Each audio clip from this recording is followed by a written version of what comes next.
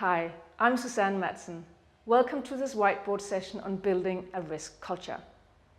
When we talk about risk culture, we mean a team's attitudes towards risk and their behaviors towards risk. You see, our attitudes shapes our behaviors that forms our culture, but the culture also influences our behaviors and our attitude. A good risk culture means that there is alignment between these three.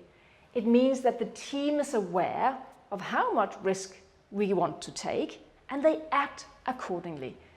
But why is this important? Well, imagine for instance that you work for a company like Airbus or Boeing. Their risk culture is quite conservative. They do not like risks because it's all about safety first. In that instance, of course, it's important that the team takes appropriate risk. And it's also important that it's not just me as a team leader or project manager, but everybody who have the right behaviors. This helps to promote shared ownership and buy-in from everybody, not just from me as a project manager. But how do you begin to build such a culture?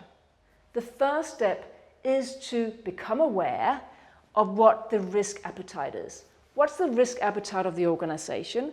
What's the risk appetite of this particular project? In other words, how much risk can we afford to take? Can we afford for this project to go wrong? If not, then we have a very low risk appetite. Once you've established that, you need to look at implementing the right risk management processes that support your level of risk appetite. So in practical terms, how often are we going to review our risks? Who will be part of reviewing the risks? How we're going to do it, and where we're going to store it, etc. Then I recommend that you run collaborative risk workshops, because again, this is not just about you as a project manager, how your behaviors are. It's about the team's behaviors. And again, when you involve everybody, you get that ownership and you get that culture throughout the organization.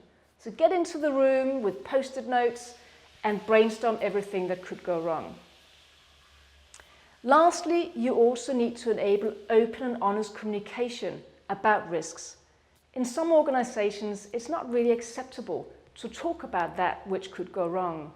You need to change that, because if we can't talk about risks, well, then they're not surfacing and then we can't do anything about them. And lastly, reward the right behavior.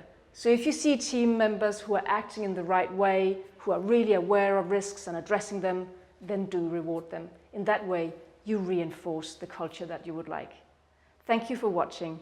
Please visit us again at projectmanager.com.